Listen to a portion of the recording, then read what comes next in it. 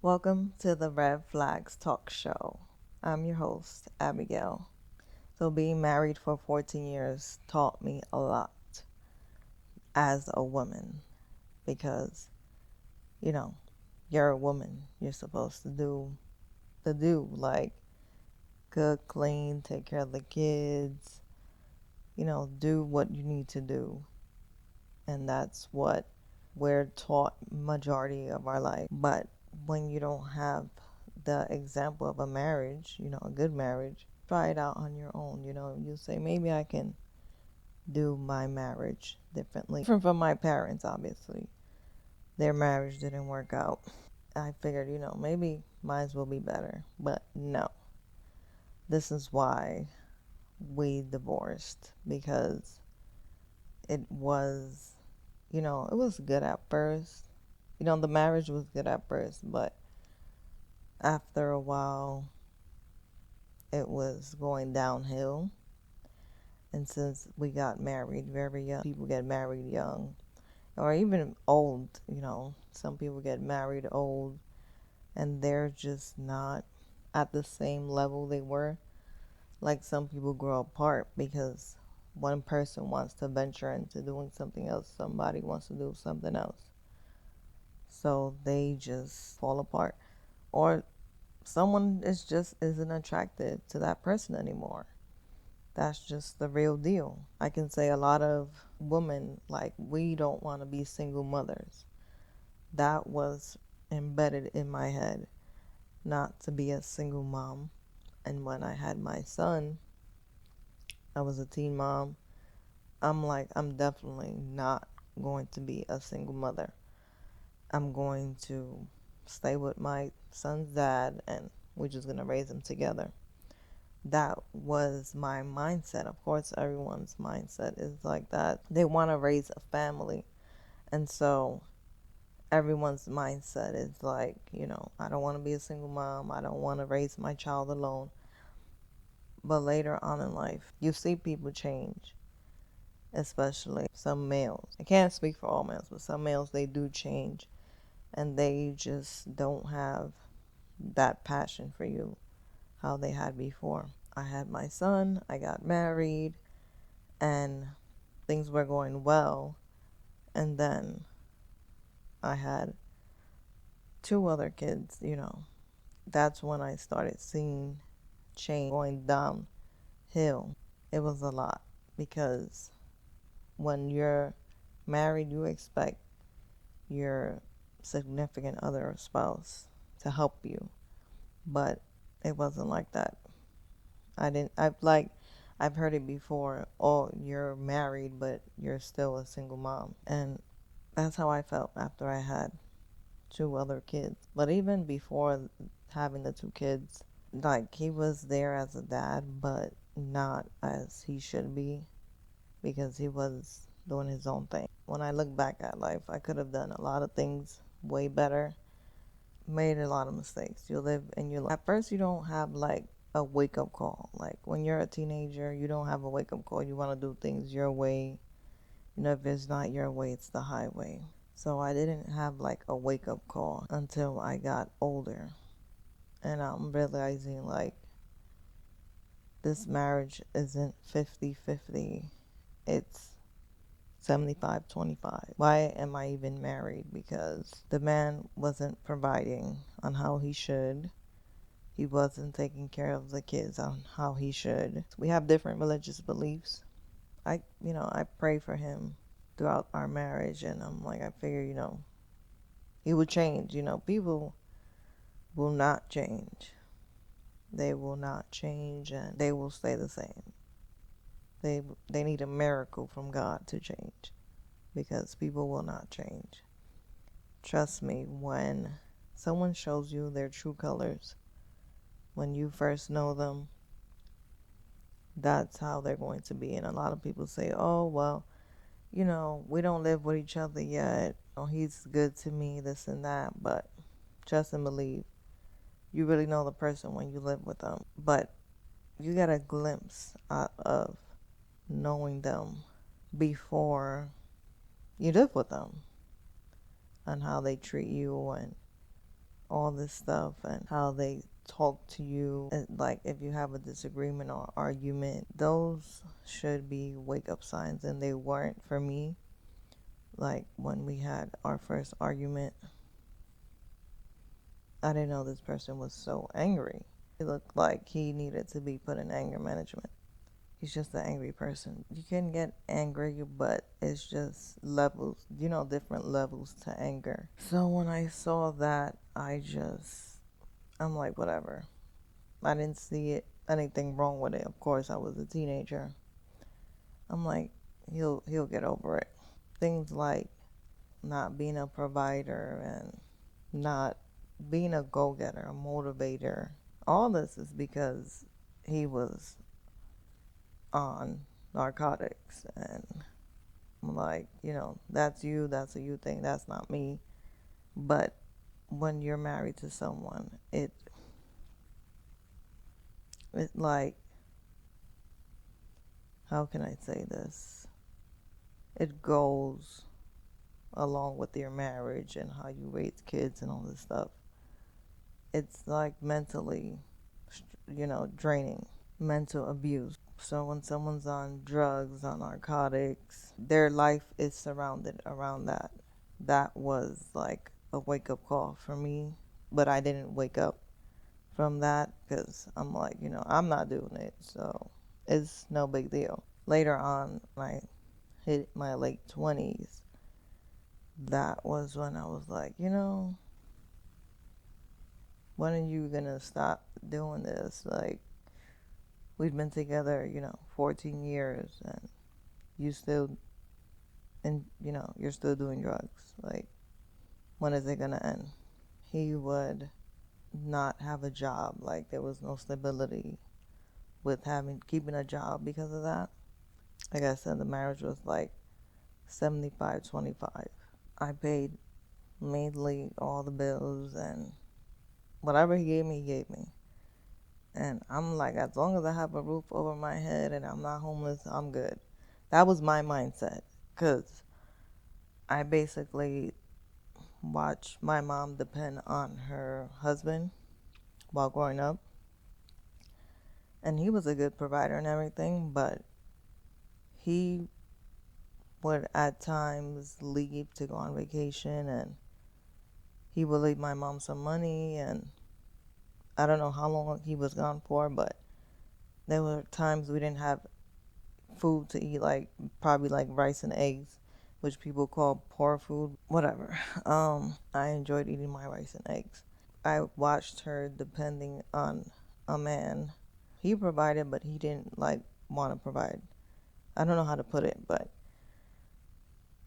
like, I don't know if it was selfishness or just being like, I don't know how to put it, but you know what I mean. She basically was a stay-at-home mom. She depended on him. And I watched her, as I grew up, watch her in that situation. Me as a young child, I'm like, I don't want that for myself. I'm definitely going to provide for myself. I cannot sit here and let a man starve me or have me homeless. We weren't homeless or anything, but if a man can starve you, he will. I saw that, and then I saw her getting abused, and, I didn't think it was normal. Like, seeing your mom get abused, I didn't think it was normal. And then turn around, I get with someone who's abusing me verbally, spiritually, mentally, financially, just draining me, all the above. And we would get into fist fights. It wasn't like an everyday thing, like, but when he would get angry, he would want to throw things out the window and grab my arm or grab my neck. And I didn't have the mental capacity to understand that this is abuse. And like, I called the cops one time, but I spoke to the cops and they said that we will both get arrested since we were both physically fighting each other. So I couldn't get him arrested because then obviously I would get arrested. But when my marriage did end, we both were in handcuffs because of that specific reason. Your brain doesn't process things. Like, this is abuse, this is mental abuse, all this is abuse, spiritual abuse, physical abuse. All of it is abuse, and your mind does not process those things until you get older and you finally divorce that person and you're finally like done with that person. And then you see life more clear now. Life is like, it doesn't revolve around that person anymore. So it's just more like, wow, you can breathe now. You have air now. That's what I dealt with for 14 years of marriage. And we were together, I think, for like 15, 16 years. So it was a lot of roller coasters up and down. I didn't leave because of religious reasons. Um, in the religion of Christianity in the church, which I still am a Christian, they believe that when you're married, you cannot get a divorce unless it's because of adultery. And so that was stuck in my brain. I cannot leave this person because he's not living in adultery. I haven't caught him in adultery or anything like that. But fast forward a couple years later, when you like read and understand God's word, you see that there's a verse in 1 Corinthians, I think chapter 7. It says, you're not bound to a person. You're not bound to that person. If an unbeliever wants to leave, let him leave. And that's when I finally realized I could have been left this person. I could have divorced him years ago, but I didn't. And many people say, oh, you can't divorce a person unless they die. So who's going to die first in the marriage, me or him? Because I'm not going to die. Finally figured out that he was living in adultery, and he said it was 2 years. Maybe it could have been more. I don't know. I know I always got tests. I always tested myself. I was in the doctor every time I had a chance. Take a test, like, because if you don't love your body, you don't love yourself, then you can't love the next person. Like, you can't love your kids, you can't love your mom, your dad. You can't love anyone if you don't love yourself first. And so I always got a test because I wasn't going to be out here not knowing what's going on with my body. I was always clean, thank God. A lot of people say that, oh, if you wear a condom, it's not going to do anything to you. But yeah, that's not the case. If it did work, then people wouldn't have STDs or HIV or AIDS. So yeah, you have to love yourself first. If you don't love yourself first, then how are you going to love others? I just had that fear of being a single mom. I'm like, okay, whatever. He's this, he's that, but whatever. At least I'm not a single mom. You know, that was in my mind. That was my mindset. He's this, he's that, but at least I'm not a single mom. At least my child has his dad. But that parent does more damage to your children than what you think he's doing good. That parent is doing damage because they're not a good example. And what are they seeing? Their dad being a drug addict, a drunk, an abuser. That is like, it's mentally damaging your kids. That doesn't help your kids at all. And like I said, in this religious setting, they want you to stay till death or adultery. So they don't understand what it is to live with a narcissist. They don't understand what it is to live with an abuser. To them, they just see the outside. They don't see how it is living with this person 24/7 in the home, doing life with them. People look from the outside in. They don't understand that you're going through financial crises. But it's okay. You're married. That's all that matters. You're not divorced. And you're raising your kids together. But this person is ruining your household because they're on drugs and then they can't even pay bills. It's a lot. So that's why I'm here talking to you, giving you advice. This is your wake up call so you can wake up. When I got married at a young age, I was at my friend's house, and this man, he attempted to throw me down the stairs out of nowhere. And I called the cops. But I didn't want him to get arrested. Yeah, this is your wake up call. Because, like I said, I had that thing in the back of my mind. I don't want to be a single mother. Please, like, if you're a mom or a mom to be and you're with a crazy narcissist, please leave them. Please leave them. You're doing more harm to your child, to you, yourself. Like, they can't do anything for you anyways.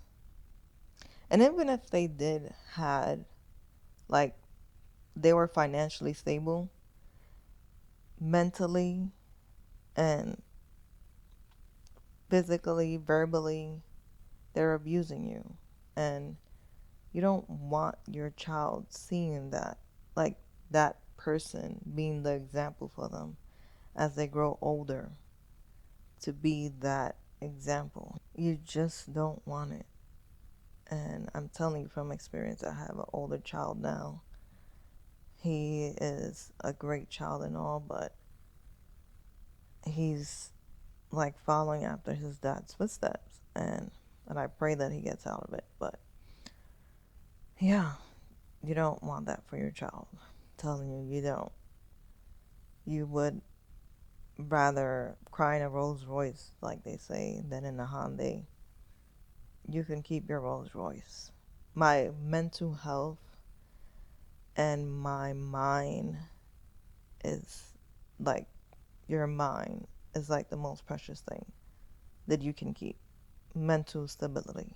And when you're pregnant and you give birth, you have postpartum depression. I had that after I gave birth to my last child. And it was hard because I had, my ex, as the help. He was helping with his kids or whatever, but it's draining, really, really draining. Raising two under two, it was like super draining. Like, if you don't have any support, like, I didn't have any family helping me out or anything, so it's like very difficult. So just imagine that, like, you're going through postpartum depression, and then your spouse or significant other is on drugs, and they always need their fix. Just imagine that. That's another reason why I couldn't provide, and why we couldn't have like a joint bank account, because of his drug problem. Even if it's weed or marijuana, like, this drug, marijuana, weed, will destroy the person because they're so addicted to it, they don't see it. Like, they just need it. They need their fix. So it's a everyday thing. They can't live life sober. And if you smoke that or whatever, that's you. I used to do it, but you know, I'm done. As at a certain point in life, you need to stop doing certain things. It takes a toll on you because marriage was 75-25, and you're always the one who has, money. For this person, you ask them for something that the kids need something, whatever. We need something in the household, basically. Oh, I don't have money. And even if they had the money, they would lie and say they don't have it just because they don't want to help you out. They need their fix. Even if the person is like financially stable, they will abuse you because they control you. That's what narcissists do. They will not allow you to have access to their bank account. You cannot have a joint bank account with that person because they're selfish. That's what narcissists do. I'm speaking from experience and from other people's experience with narcissists who had six figures, like 500K a year. Yes, they will not allow you to have a joint bank account with them. You cannot have access to their bank account. And you're married to them. They just want control. They want to bully you. They abuse you verbally. They may not even abuse you physically, but verbally they abuse you. And that's mental abuse. And then you have kids with this person. They have to control everything with the kids, what the kids eat, what the kids wear, what the kids do. This is abuse in every which way. A narcissist who has money, they will provide, they will pay all the bills, they will supply every need that their kids have. But since you're an adult and you work and you make your own money, they don't care for you because they have kids with you. They care for their kids more than they care for you. And so they will pay all the bills, but they will curse you out, say you don't know how to cook, you don't look pretty, you gaining weight, you losing weight, I don't like how those clothes look on you. It's abuse. It's verbal abuse. They don't like anything you do. It's verbal abuse. And so, talking to my friend who went through this experience, she says that he didn't commit adultery. But we don't know that because all they do is lie. They're pathological liars. So she filed for divorce because this marriage was mentally draining her. She didn't want to deal with it anymore. And I'm saying this to say she was in the church as well. And many people in the church, they looked her up and down because she divorced her so-called perfect husband. And he was a devil in disguise. He was the devil. He was so fake. He was so fake in front of people. He came out, he want to be shown as the perfect person. He has a good career. He has money. He provides. He has the best car. You can name it. But behind closed doors, he was the devil. People really don't know what goes behind closed doors. They really don't know. And you can say all you want. God hates divorce, this and that. Yes, God hates divorce. But what he hates more is when people do not obey their marriages, obey their vows. It's a covenant and that you're breaking. He hates that. Through sickness and health, he hates when people break vows. And he hates when people don't love each other. That's the second commandment. Love your neighbor as you love yourself. There is nothing loving when someone is verbally abusing you. Nothing loving about it at all. Or mentally abusing you. Nothing. So even if you want to escape the situation, you gotta humble yourself. Swallow your pride. Ask anyone you know for help. A friend, your mom, your dad, auntie, somebody to escape out of this situation.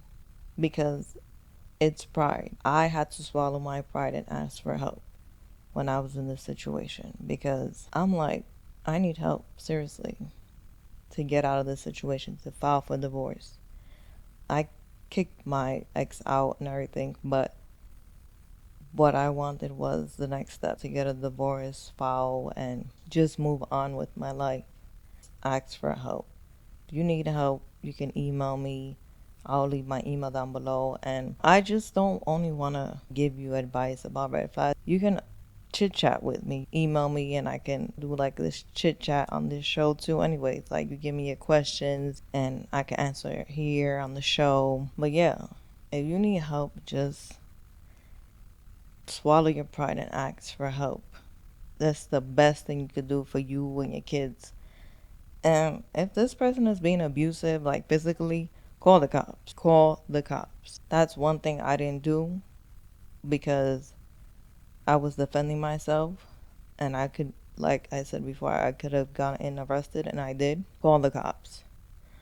Because you don't want to be in a situation where you're just getting beat up. So call the cops, file a restraining order. You'll be good. You're going to be good. You can live life without this person. I felt so much better, so much freer that I didn't have this baggage on me, because that's what it felt like, a baggage. Not having someone around me that can actually provide.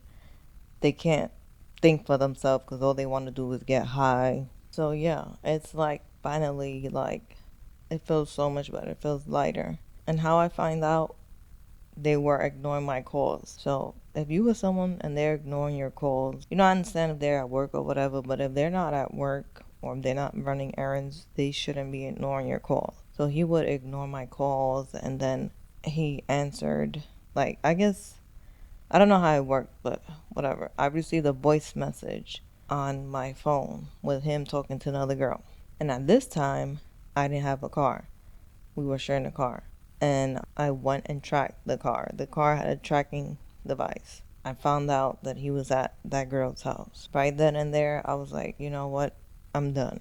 This man almost ran over the girl that told me that he was messing with another girl over Instagram, because this is another way I found out too. It was a girl that we knew.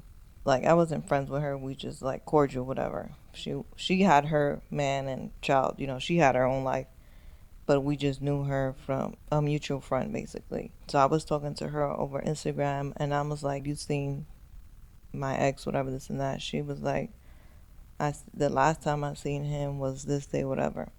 I haven't seen him since." So yeah, I was just trying to figure out where was my ex, and I seen his Instagram, because I'm not the type of person to stalk someone.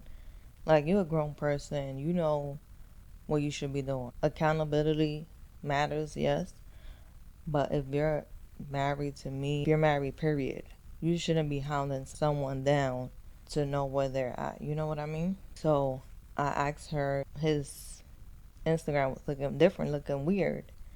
Because I'm like, I'm not stalking your Instagram. Like, that's not me. I'm not going to be stalking your Instagram.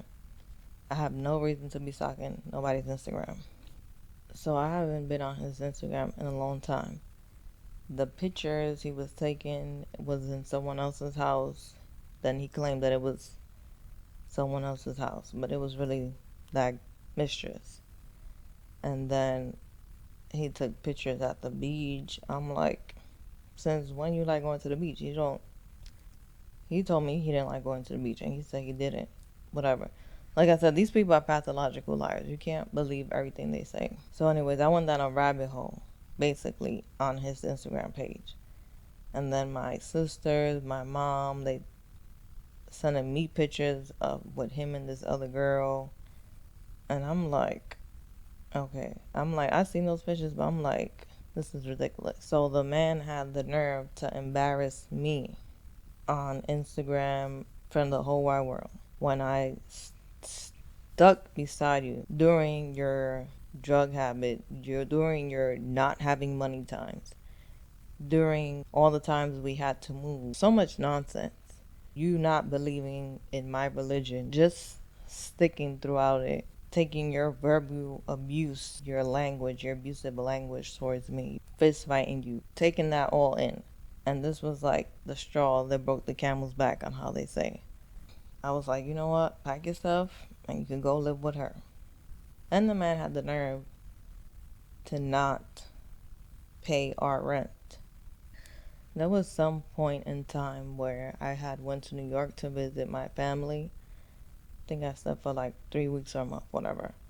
I couldn't pay my rent over the app. For some reason, the app was down. I paid that man the rent money. And this is another thing. When you have a drug problem, you cannot pay bills. You don't like paying bills. So, me being naive, believing my husband, this is the father of my kids, 3 kids, by the way, and entrust him to pay the rent. I was in contact with the lady from the office of the apartment. I had her texting her and everything. I said, "Oh, I can't pay the rent over the app. I Apple paid it to my husband, whatever. He's gonna give you a check, whatever, a money order." She said, "Okay, fine. He can come by whenever and bring it." This man had the nerve to not give her the full amount. He gave her a portion, and I'm like, you knowing that the rent is due on a certain date, and if you don't pay it on a certain date, they charge you a late fee, which is no big deal. It's like $25, $50, whatever. On top of that, we had like a little backed up rent, and I had gave him enough money to pay off everything. He gave her a certain amount, and I didn't know this until like a week later, because in my mind I'm thinking, oh, he paid off the whole thing, we good, we straight. A week later, she texts me, or I text her. I said, "Did you receive the rent, whatever, this and that?" She said, "Yes, but I only received this amount, and I'm going to send it back to you because we need the full amount." I said, "What do you mean you only received this amount?" And she said, "Yeah, only this amount." I'm like, the math ain't mathing. So I texted him. I told him what happened. I called him, no response. I said, okay. When I got back to New York, they already had evicted me. Like, they didn't kick me out of the apartment, but basically they filed the eviction. And you have a certain amount of days to pay all the backed up that you owe, plus whatever was for the month. I didn't have that money. That money was gone. And this is what happens when you're very naive, like I was. I was very naive. You don't think things through. You trust that person. You trust them more than you love them. So I was very naive, very gullible. I didn't have my wake up call yet, because in my mind, I'm like, we have 3 kids together. We need somewhere to stay. We need somewhere to live. That's how I was thinking, basically. This person who's on drugs, who's cheating, which I didn't know he was cheating at that time, but that was before when I found out. He's in a different world. He's not thinking about keeping a roof over his head. He's not thinking about keeping a roof over his 3 kids. They're in a different world. You're in a different mindset, because you wouldn't think that someone you love so dearly would do such thing to you and their kids. So like I said, I was naive. So when I got back to Florida, I was in New York, I got this letter saying pay up the whole full amount or leave. So it was like a snowball. I found out I was getting evicted. I found out that he was cheating, and then he proceeds to take me to the girl who I was chatting with, our mutual friend, on Instagram, to her house. He went over there to curse her out, and he almost ran her over with the car. She's very tough. She was like, "I don't care. You can run me over." She was standing in front of her door, and he was literally like racing the car to her door. And I was bawling my eyes out. I was crying and screaming. So heartbroken. There was no need for him to go all the way over there and do that, but in his mind, he's mad at that girl for telling me that he was cheating. Make it make sense. She wasn't the one who told me he was cheating. That voicemail did. That voicemail and those pictures on his Instagram did. She didn't even tell me anything. All she said was, "Oh, he brought this girl to the beach with us," and she was weirded out because it wasn't me. It was some random girl. In his mind, he thinks that she told, like snitch basically, but he's snitched on himself. That's besides the point. I finally woke up. Whatever it was, a spell, sleepy spell, love spell, whatever it was, I finally woke up, because I'm like, to hell with not being like being a single mom. To hell with being that. And raising a family. To hell with that, because this is like devastating. I had to ask for help. I asked someone to help me out with my rent. I had to swallow my pride. Like, I was the type of person to not depend on anyone but God and myself for stability, for anything. So I had to swallow my pride and humble myself and ask people for help, because I thought it was the most embarrassing thing to ask someone for help, especially financially, because you're a grown adult with 3 kids. Why you don't have your money together? You know what I mean? Why you don't have your things together? But I had to, like, finally, for a day or two, whatever, I had to ask people for help, my family, friends, whoever. I had to ask them for help because I was about to be on the streets with my kids. And so that was one thing I never wanted. Like, I never wanted to be evicted on the streets or anything with my kids. Me alone, I don't care. But with kids, it's like another level. At first, it's hard, but then, like, after a while, you understand why you're asking for help.